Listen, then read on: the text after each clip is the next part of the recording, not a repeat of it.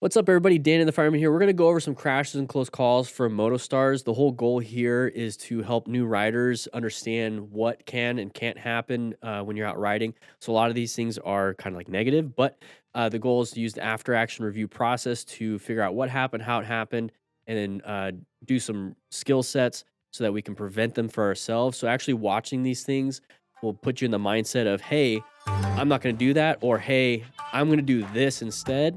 So this is the whole goal of this. So we're going to learn from it. This is an educational thing.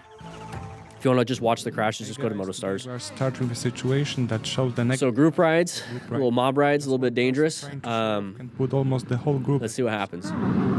They seem to be riding staggered. So that right there is why I don't do group rides, because there's always an idiot that wants to show off. Wow. And will cause an accident.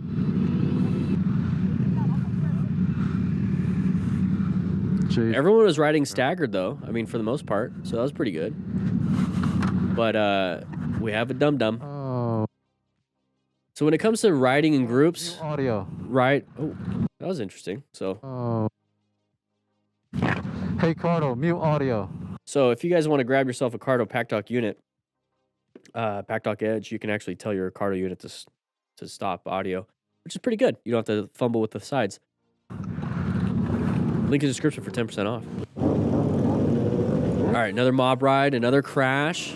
This is why having a rescue pack or a rescue kit and understanding what rescue can do. You want to stop any major bleeds, but also remain calm. The main thing here is ensure your own safety so you don't become part of the accident. Miguel, thank you for the $5 super chat. Appreciate it. All right, side of the vehicle. So when we're talking about what we can and can't do and like kind of realizing and watching these things so that when we go out on the road, we understand kind of what's happening. Part of it is planning your ride and positioning for safety, locating the hazard situations, assessing and navigating.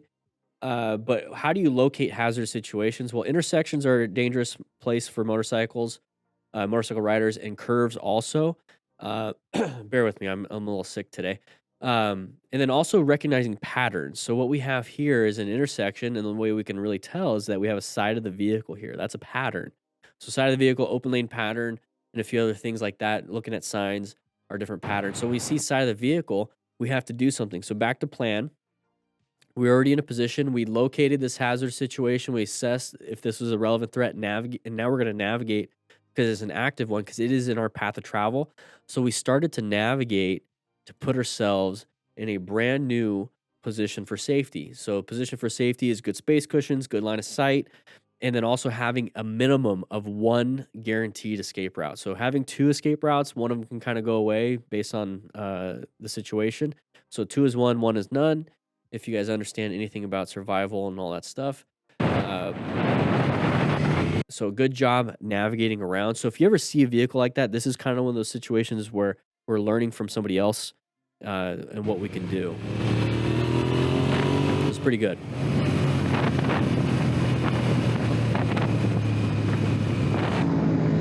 Our R1 goes against sand patch on twisties. Okay, so road surface hazards.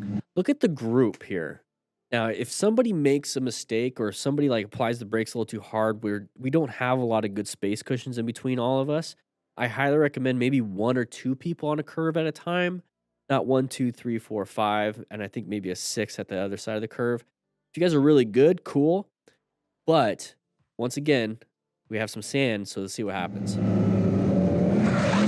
So the other 2 almost crashed too, but we crashed. Look at that, almost, and then we hit. This is why having those space cushions nice and wide, so if somebody does crash, there's plenty of time for us to navigate these new situations, and so we don't crash into each other. So go ahead and spread out. Talk to yourselves on the cardos. Keep in touch that way. It's really all right. Lane splitting by motorcycles illegal in California. Blah, blah, blah, blah. Okay, so it's a lane splitting law. Intentional blocking, brake checking, and unnecessary aggression are definitely not the way to go. Okay. So we don't typically talk about road rage on this channel because road rage is more of an emotional problem when it comes to other drivers or even ourselves. And so I like to focus mainly on the cognitive and the physical aspect of riding. So when it comes to the emotional aspect of riding, it's more of a framework change in terms of, hey, we need to be happy that we're on a motorcycle. So he's getting upset. Oh. So law of gross tonnage, he's going to win that.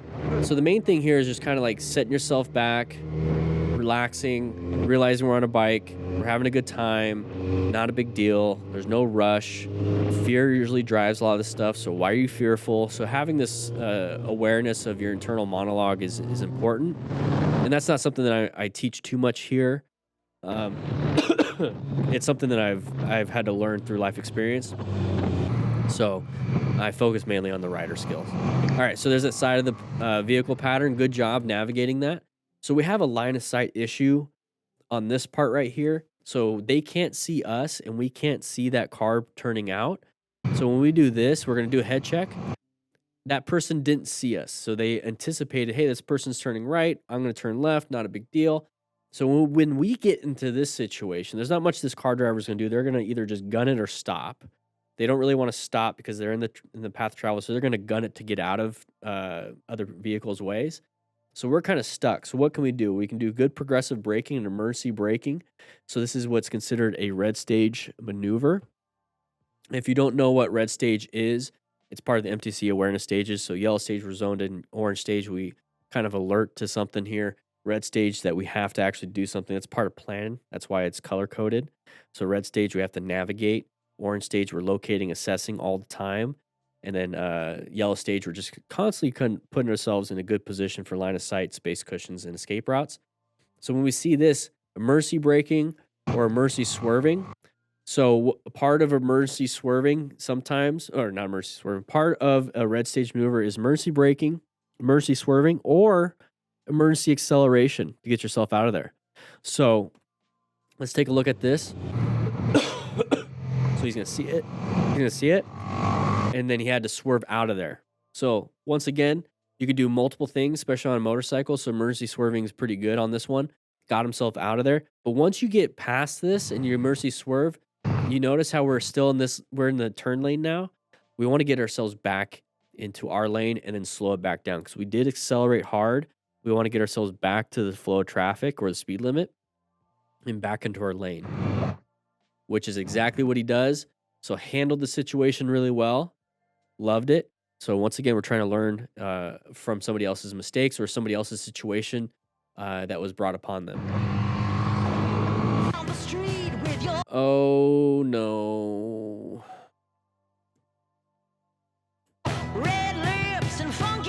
Oh, there it is. So I didn't blur that. Somebody else did. This rider admitted that he and his passenger got way too confident on the bike. Way too confident. So she... Now, a lot of people are like, oh, she didn't hold on. She didn't do this. You guys ever accelerate on your motorcycle and like felt like you're about to fly off? And the only reason why you didn't is because you're holding on to the handlebars and gripping the tank with your knees. So she only has so much seat, basically, in those tiny little pegs. So it hit a bump, and then he looks like he's accelerating and lifting that front tire, so there's a hard acceleration. Her hand's already slipping, and then she falls off. And so she doesn't have full gear. You don't have full gear. She probably just hit the rear tire right here. Let's see if we can get it right on the frame. All right. Sorry, lady and dude. We're going to have to get a thumbnail here. We're going to have to get a thumbnail.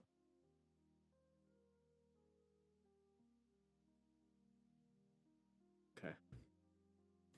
We had to get a thumbnail. That does not look good. So, we're talking about mechanism of injury on this part.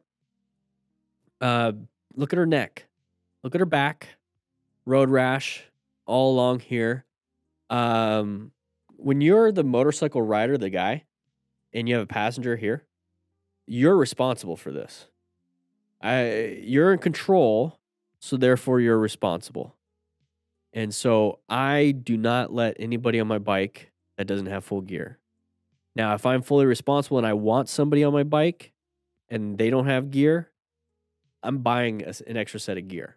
And so what that means, I'm not going to buy like 10 different sizes of gear. It's like I'm very careful and I'm very picky on who gets to be on my bike because I'm only going to buy one set of gear, maybe two, depends. So, not good. Not good. She's probably really upset, hopefully not This injured rider too admitted hard that he or and too his bad. passenger got way too confident on the bike, and this incident gave them a lot to think about. Oh, Swing those hips around. would you just no titty witty? That's On rear disgusting. brake. All right, here we go. Oh, looped it. Okay. Practicing. Looks like a pretty abandoned road for the most part. Okay, the rear brake wasn't strong enough. I'm good with that.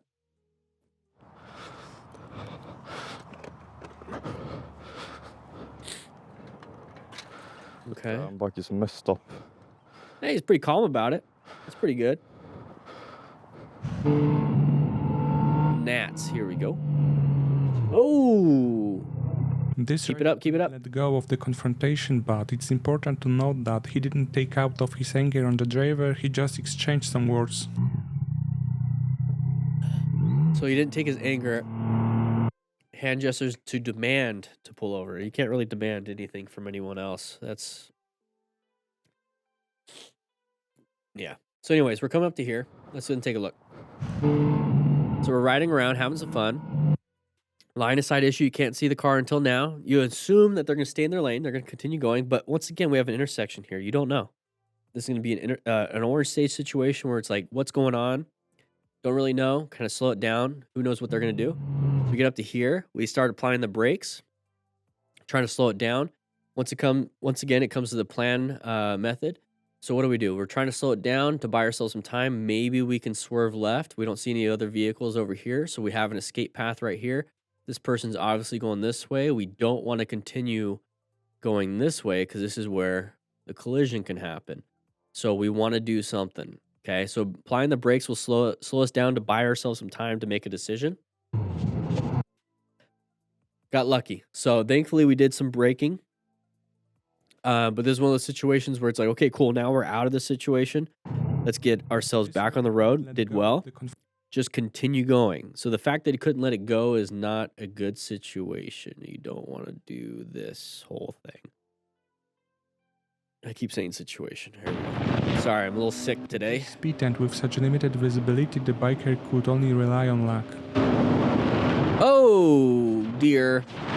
So not much you can do in that situation. So if you do want to practice some parking lot drills on that cell phone right there, what you can do is actually get the physical drill booklet, which is on sale right now for 20% off. So this is the physical version.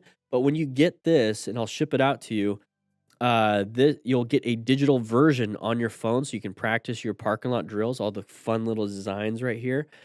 You'll have it right there. It's 20% off. But if you want to just get the digital version, I have that. I believe it's only $15 right now, unless there's a sale going on. Check it out. Links in the description. Have my lunch, sit my couch, and watch. Oh, geez. Got very lucky. Very lucky. See what I'm talking about? Maybe. See, I have a microphone. What? I have a microphone. Okay, side of the vehicle. Nope. One sec. I want to see this. So See, I have he's talking about his microphone. He's doing a motovlog. microphone. So this person is already coming out. They're already doing that. We were focused on, hey, we have a microphone. That's where he's pointing. So when it comes to motovlogging and a few other things, is what I noticed when I was motovlogging is that it does take a lot of energy and it takes a lot of your focus away from riding itself. This is why when I was motovlogging that I wasn't on roads that had a lot of traffic, and I would have to like cut and edit a lot of things because there'd be sections of road where I had to focus, not talk, and then I'd have to re-edit. Sorry. And then like do some things. So it is a little dangerous. This is why I switched to a version of motovlogging where I'm actually talking about traffic and teaching traffic while I'm doing it, because I'm actually focused on traffic and focused on doing things. So I changed my motovlogs to be in line with focusing on traffic. But we were distracted by talking here. We had a vehicle up here. They're already doing it. So we would have seen that ahead of time if we weren't talking about whatever it is we're talking about. So normally this wouldn't have been a big deal because we would have slowed down and it wouldn't have been an issue. So just be aware that when you're actually like talking and like maybe to your buddies on a cardo or you're doing a motovlog or you're doing whatever, is that you're still on the road with traffic. You're still on the road with traffic. So what that means is that you're distracted.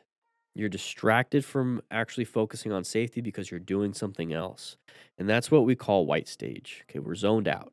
We're zoned out of what we're trying to be doing here. And that's part of, once again, the MTC awareness stages.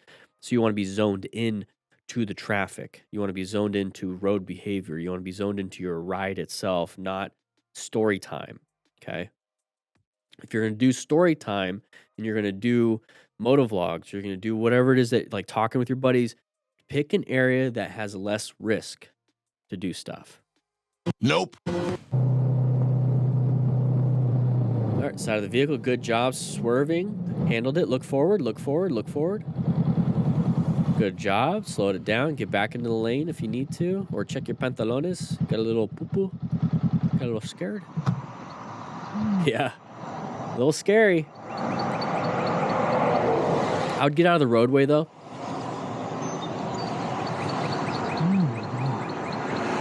A little scary. So let's go take a look at that. So we're coming up to here. We have a side of the vehicle popping out. So he's reaching over for the brakes. But we have to do something because we're not going to be able to stop in time. Our total stopping distance isn't going to be enough. So we perceive to react and we have to start braking. But since we're traveling at a decent speed, we're not going to stop in time before colliding. So we're going to have to do a red stage maneuver and swerve to the left because we have an escape path over there, which is in the center lane.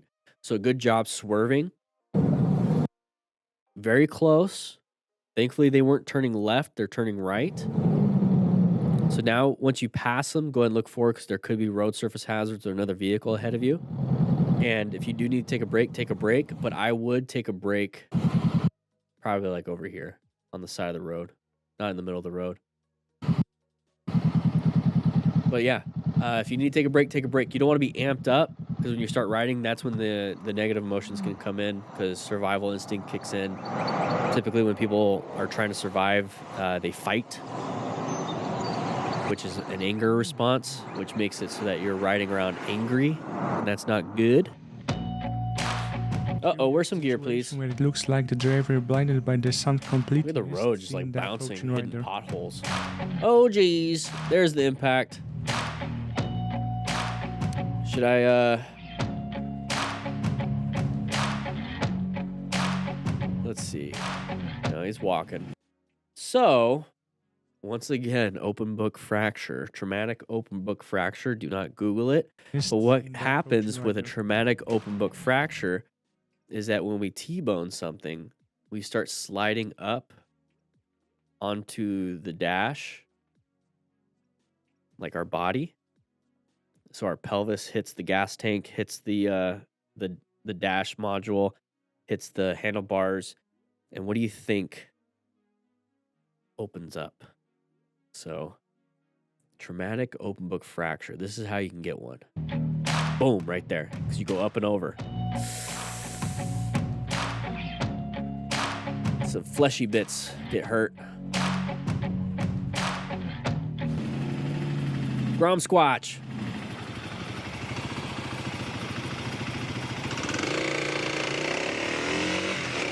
Okay. Oh, okay. Not an issue. Not an issue. You guys emerged at the same time. They shouldn't have done it, but... Oh, anybody gonna go wide? Yeah. Yep. This is why I like lane position 2. So I like to use the numbers because left, center, right is whatever. 1, 2, 3. I like lane position 2 going around in corners because if a car, so this car is right here, right? But if a car decides to be here, like the one coming up, it takes out lane position 1, but we still have a space cushion. That's an H. It's not really a good space cushion. We still have a space cushion between this vehicle and us if we're staying in position 2. If we're in lane position 3, we could have all this road debris and not much of a space cushion between the road debris. So I like lane position 2 a lot because It gives me the option to swerve right. It gives me an option to swerve left. And I'm away from traffic that does this. I'm away from all the debris right here. And I just continue staying through here. A lot of people are like, well, you know, don't go in lane position 2. And I'm going to get this in the comments. I get it every single time I talk about this. People are always saying that's where the oil is. That's where all the oil is. Yes, at intersections. When you are driving your car and when you're riding your motorcycle, when you're on the road, just look ahead of you on the main road. Like you're riding, same thing in the mountains, in the curves, just not the intersections, just on the normal road. Do you see a ton of oil in the roadway? Now, sometimes you'll see it here and there because maybe there's an accident, whatnot. Do you see a ton of oil in the roadway? Now compare like that section for when you get up to an intersection. You will see a lot of oil in an intersection, but not on the main roadways like this. I don't see any oil. There's no oil here, but you'll see it at intersections. Now, think of a little bit more critical thinking. Why do you see a ton of oil in lane position 2 at intersections, but not here? It's because cars are stopped at intersections, and that's where they drip.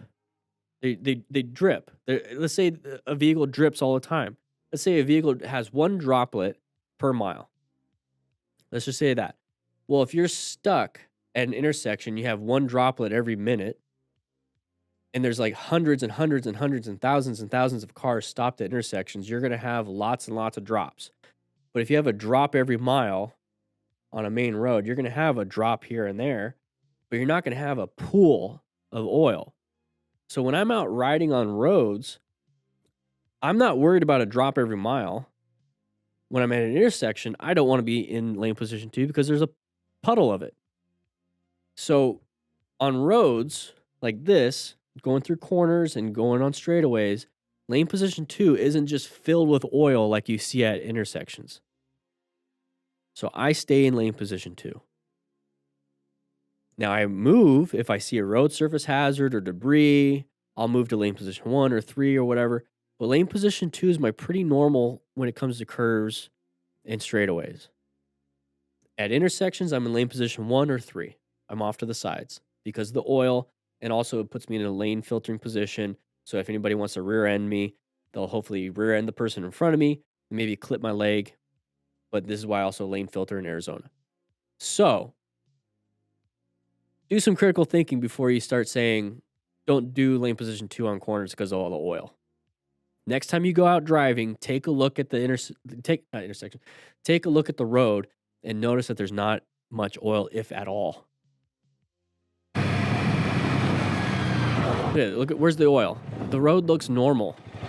Now, hopefully we can see a video of an intersection and you'll see the difference. Oh, came out of nowhere. Good job braking. Straightening up the handlebars to apply the brakes. Very good. A little bit of a panic. Good job Flintstoning it back.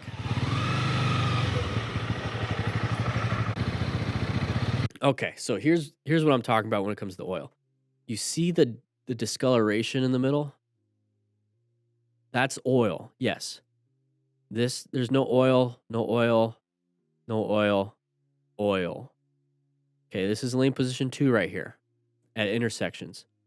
So when you're out riding and driving on the main roads, the whole road looks like this part right here. You see the discoloration at intersections pretty much only because that's where cars stop and just start dripping. Cars are going to drip. The ones that drip oil are going to drip oil while they're driving, while they're stopped, whatever. But the reason why you have so much is at intersections because they're stopped and they're just constantly dripping in that one spot. And all cars pretty much just drip in that one spot too because they're all stopped. But the main part of the road, whenever you're riding around on lane position 1, 2, and 3, it looks like this.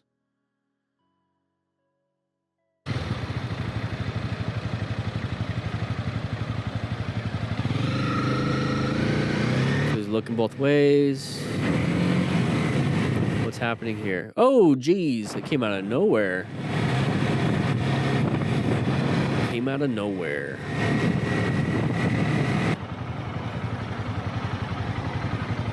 Yeah, dude, what's up?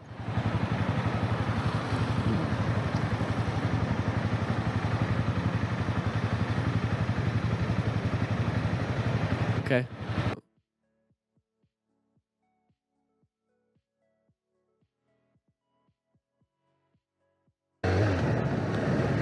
Once again, look at the road. Where's all the oil? Because nobody stopped. Where's all the oil? Okay, so we have somebody merging. Very good. Handled it. That's an intersection. Roundabouts are intersections. So watch out for anybody coming in your lane. Can't see much here.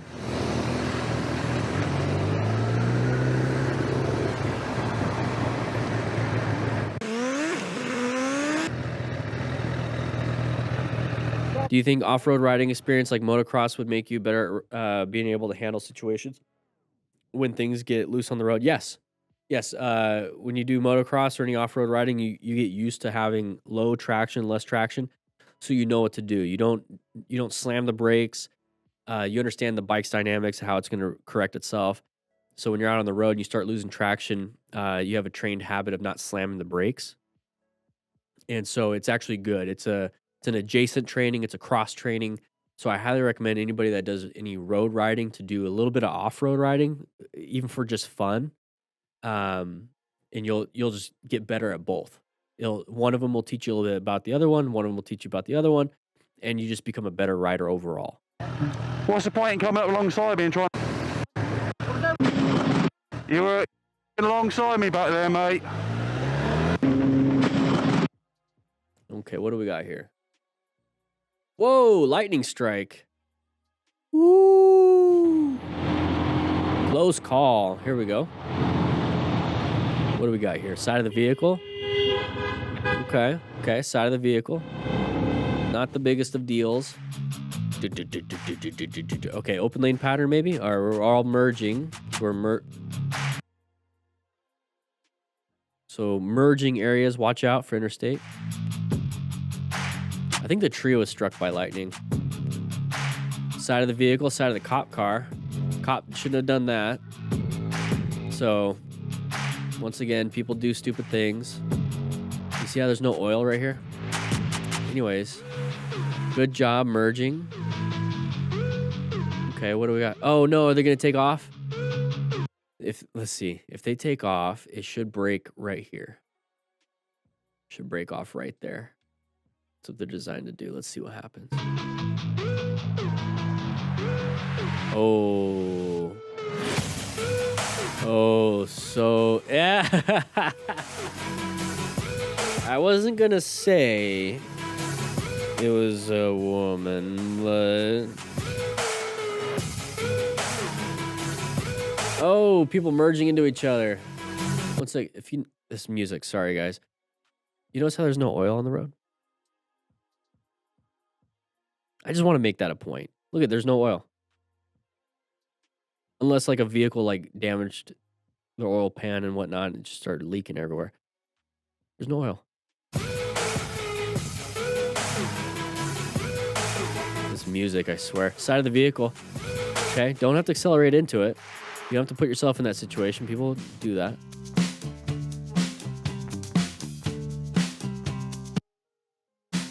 Oh, that was close. That was close. Once again, everybody, thank you guys for joining me on this live stream. We were doing a Saturday one. I was a little sick this week. Let's see if we can get 200 likes on this video. But once again, lane position 2 is great. You only really see oil on intersections, so go ahead and do lane position 2 on those corners so that we have space cushions left and right, and that way you can have good visibility. Don't speed around those corners. Take things easy. Enjoy the ride. And if you want to grab yourself a Smart Rider Drill booklet, they are on sale right now till Friday of next week. 20% off. Go practice 20. And I'll be seeing you guys on the next live stream.